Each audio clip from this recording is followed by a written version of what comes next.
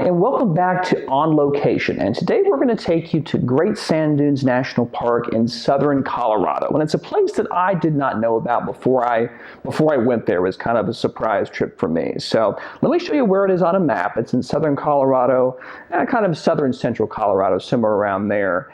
And it is quite a fascinating place. It is a high desert. And what actually happens is the sand, I guess it's blowing up there from the south, eventually runs into a mountain range and creates these wonderful, wonderful dunes. So let me kind of show you a shot there on the screen, and you'll see a riverbed there in the foreground and then those sand dunes off in the background.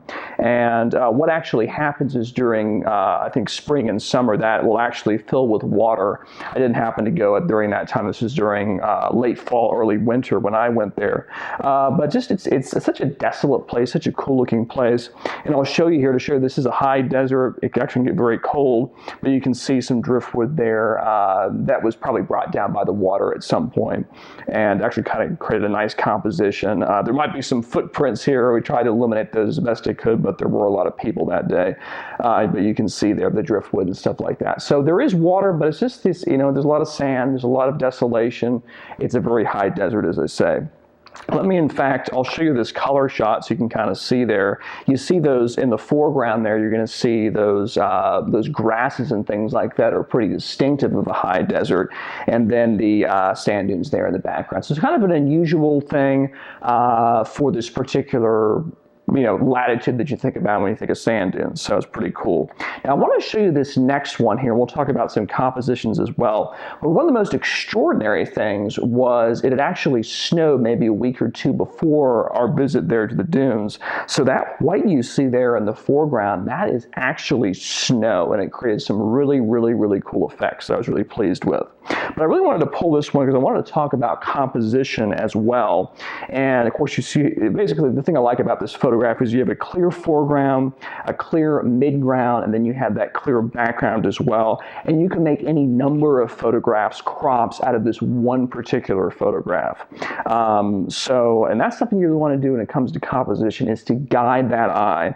And for me, at least, we start here at the bottom where the snow is, and we slowly kind of zigzag there up the dune until we hit the top, that pinnacle there, that point of the top sand dune. And we have a nice cloud that comes in. So that was something I was really pleased about.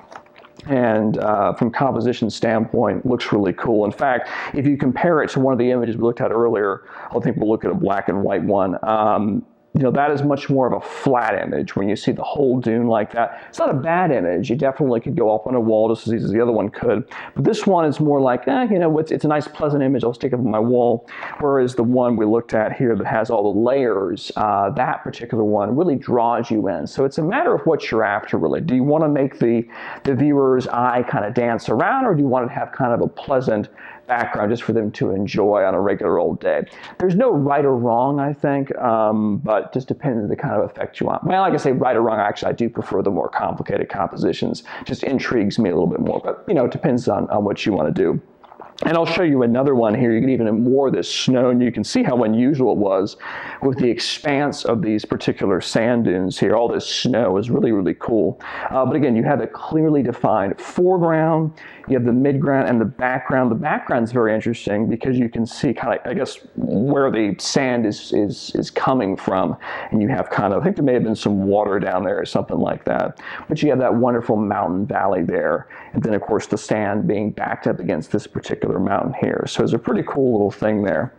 Let me go ahead and advance on. I'll give you a slideshow here in a moment of some of this stuff. But I wanted to show you this particular image right here to get some kind of perspective on just how big these particular sand dunes are. But this one here, I really love, again, the composition as well. But if you look very, very closely there in the middle, you can see a couple people against those sand dunes. And that really gives it a nice perspective. And I love how the sand dune, that line is kind of zigzagging its way through there, especially with the light as well. And it really created some very nice effects there. So I was really, really pleased with that. It was a fairly quick trip to the dunes, but I think you got a really nice perspective of it. I do want to show you a quick slideshow there with maybe just a little bit of music, just so you can get the kind of the grandeur of the place. So we'll take a look at that as well.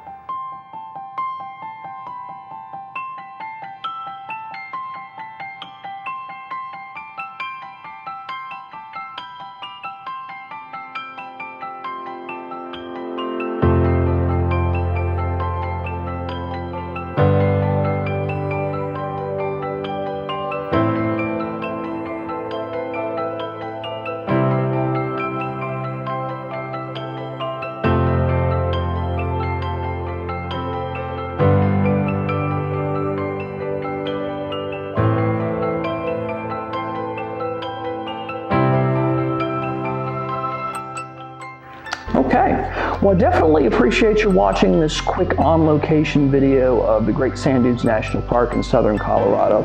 If you liked it, I hope you did. Please like this video, please share it, please subscribe to it, follow us, whatever platform you happen to be on. And I guess I normally say on behalf of Nala the cat, but she has decided to step into the bedroom for this afternoon. But I do appreciate you watching, and we'll catch you next time. Have a good one. Bye-bye.